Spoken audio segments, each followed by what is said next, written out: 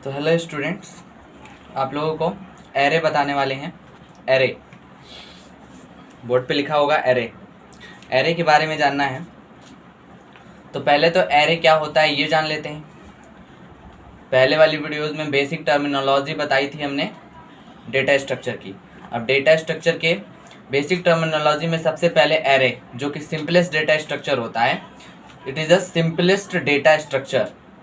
इसे इम्प्लीमेंट करना आसान होता है क्योंकि लिंक लिस्ट वगैरह इससे अब हाई लेवल पे आएंगी, और ये जो होता है ये सिंपलेस्ट होता है। तो मैंने अपने नोट्स जो बनाए हैं उसी से मैं बताने जा रहा हूँ आप लोगों को। तो an array is a collection of लिख भी देता हूँ। An array is a collection of one or more type of data types, one or more values of the same type. It is the simplest data structure. ज़्यादा वक्त नहीं बर्बाद करते हैं, सीधे सीधे बात पे आते हैं।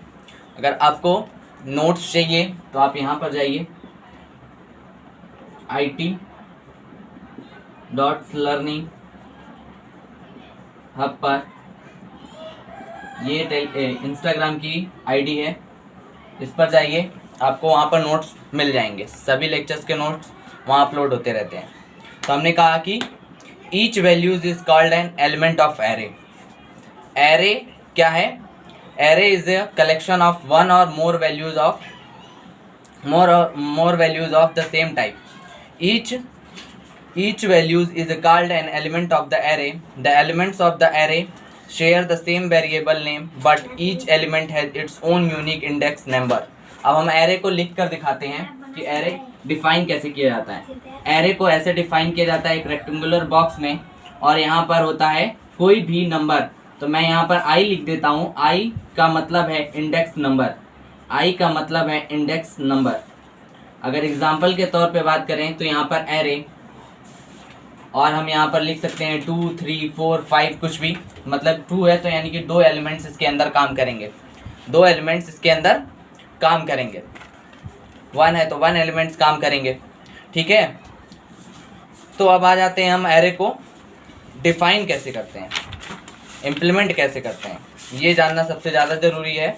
एरे का डिक्लेरेशन जो इम्पॉर्टेंट है, इंट में कर सकते हैं, कैरेक्टर एरे में कर सकते हैं, एंड फ्लोट एरे में हम इंट का डिक्लेरेशन कर सकते हैं। तो एक प्रोग्राम लिखते हैं विदाउट एरे, और एक प्रोग्राम लिखते हैं विथ यूजिंग एरे।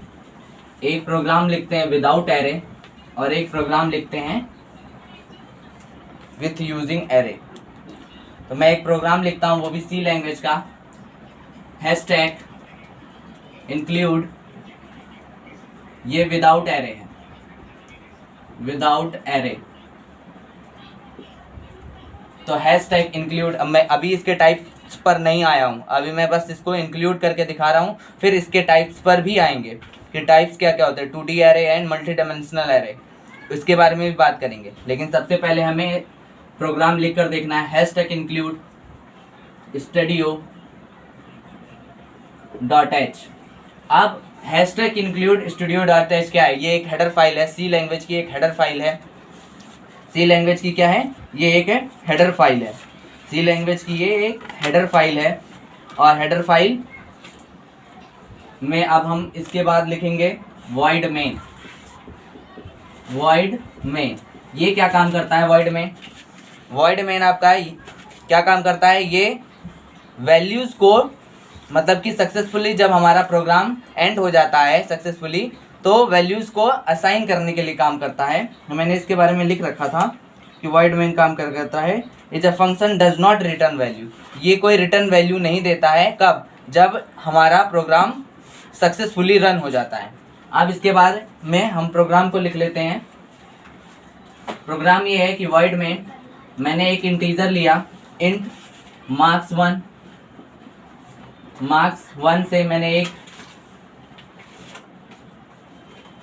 एक वेरिएबल लिया int marks1, int marks1, marks2 integer वाली वैल्यू लेगा ये, और marks3 मार्क्स 3, ये अंडरस्कोर है, अंडरस्कोर अंडरस्कोर मार्क्स 3 मैंने वर्ड में और उसके बाद कर्ली ब्रैकेट के अंदर एक इंटीजर असाइन किया, इंटीजर में इंटीजर वैल्यू असाइन किया, एक वेरिएबल, दो वेरिएबल, तीन वेरिएबल, तीन वेरिएबल हैं जो इंटीजर है, मार्क्स 1, मार्क्स 2, मार्क्स 3। और इसके बाद मैंने क्या किया, इस मार्क्स 1 में पहले ही हम नंबर असाइन कर लेते हैं, बाद में असाइन कराने का कोई मतलब नहीं बनेगा, तो हम पहले ही नंबर असाइन करा लेते हैं 57 या 56, और यहाँ पर मार्क्स 2 जिसमें हम 78 और मार्क्स 3 जिसमें हम 92, ये इतने नंबर असाइन करा लिया। अब इसके बाद हम क्या काम करेंगे, इसके बाद हम क्या काम करेंगे, ये कभी नहीं भूलेंगे, कॉलन, कॉलन कभी नहीं भूलेंगे, कॉलन, कॉलन भूल गए तो हमारा प्रोग्राम रन नहीं करेगा। फिर उसके बाद हमें फ्लोट लेना होगा, फ्लोट, हमको क्या लेना होगा, फ्लोट, फ्लोट एवरेज, क्योंकि एवरेज जो आता है वो फ्लोट में आ सकता है, इंटीजर वैल्यू नहीं होती है, इसलिए हमने फ्लोट का काम किया एवरेज के लिए। तो हमको एवरेज निकालना होगा मार्क्स 1, मार्क्स 2, मार्क्स 3 और डिवाइड बाई, सबको प्लस कर लिया, डिवाइड बाई 3 कर देते हैं, और ये कॉलन लगाना नहीं भूलना है। अब उसके बाद हम प्रिंट कर देंगे, किसको प्रिंट करेंगे, एवरेज को, एवरेज को प्रिंट कर देंगे, एवरेज को प्रिंट कर देंगे। प्रिंट के अंदर हमने लिख लिया एवरेज, इसके बाद करली ब्रैकेट क्लोज, करली ब्रैकेट क्लोज कर देंगे। ये एक प्रोग्राम हमारा हो गया सी में, सी में एक प्रोग्राम हो गया स्टैंडर्ड लैंग्वेज में। पहले अगर होता था तो conio.h भी लिया जाता था, तब गेट फंक्शन भी यूज करना पड़ेगा। conio.h के लिए गेट फंक्शन भी, GETCH गेट फंक्शन भी यूज करना पड़ता था, इसलिए मैंने कोनियो नहीं लगाया है, स्टूडियो से ही काम चला रहे हैं। अब स्टैंडर्ड बन गया है।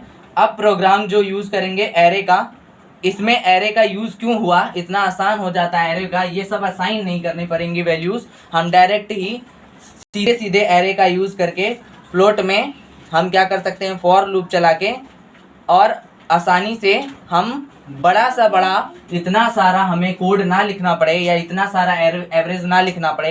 अगर मान लो मार्क्स 1, मार्क्स 2, मार्क्स 3 तीन ही है, मान लो कि 10, 15, 20 मार्क्स के हो जाए, तब हम क्या करेंगे, इतनी बार हमें लिखना पड़ेगा, मार्क्स 1 में असाइन करना पड़ेगा, मार्क्स 2 में असाइन करना पड़ेगा, मार्क्स 3 असाइन करना पड़ेगा, ऐसा ना करने पड़े, इसलिए एरे का यूज किया गया। अब हम एरे का यूज करके आपको दिखाते हैं, यही मेन है एरे का यूज।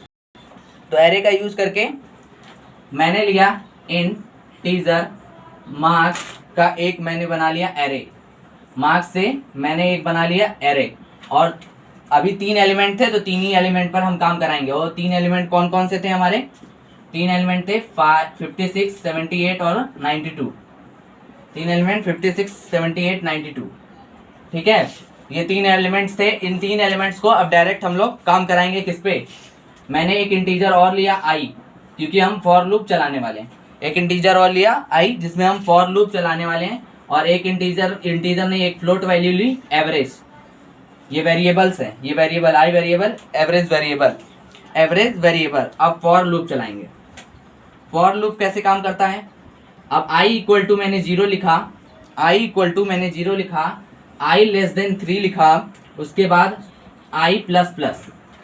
अब इसका मतलब क्या है, i इक्वल टू 0, जब तक i 3 से कम रहेगा तब तक i प्लस प्लस होगा, यानी एक एक i बढ़ता रहेगा, मतलब 0 फिर 1 फिर 2, हमारे पास 3 है तो 0 1 2 3 यानी कि 3 तक जाएगा, 0 से लेकर 3 तक हमारी वैल्यूज काउंट करके जाएगा, 3 यानी 1 2 तक, हाँ 3 से कम 3 पे पहुंचना नहीं है। देख लो 0 1 2 3 वैल्यूज हो गई हमारी, 3 वैल्यूज तक काम करेगा, उसके बाद ये क्या कर देगा, हमारा एवरेज निकाल देगा। तो हमें एवरेज को प्रिंट भी कराना होगा, तो पहले एवरेज लिख लें।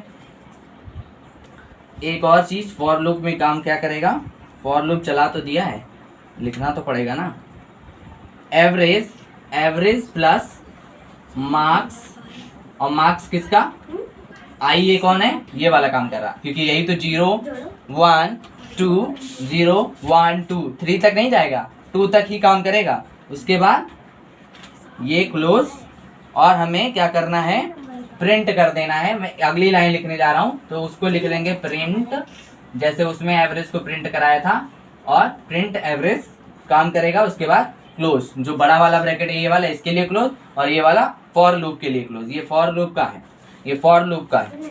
फॉर लूप चला कहाँ से, I0 3 तक जाएगा, 3 से कम यानी कि 2 तक ही चलेगा, 3 तक पहुंचने से पहले I++, मतलब ये है कि एक एक करके बढ़ेगा।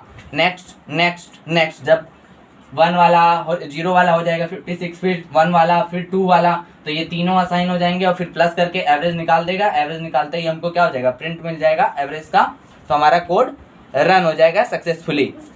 तो इसमें क्या आसानी मिली, आसानी ये मिली कि अब हम यहाँ पर 4 लिख ले, 5 कर दे, 6 कर दे, 7 कर दे, 8 कर दें, और यार 100 कर दे, 1000 कर दे, और इसमें वैल्यू असाइन कर दें।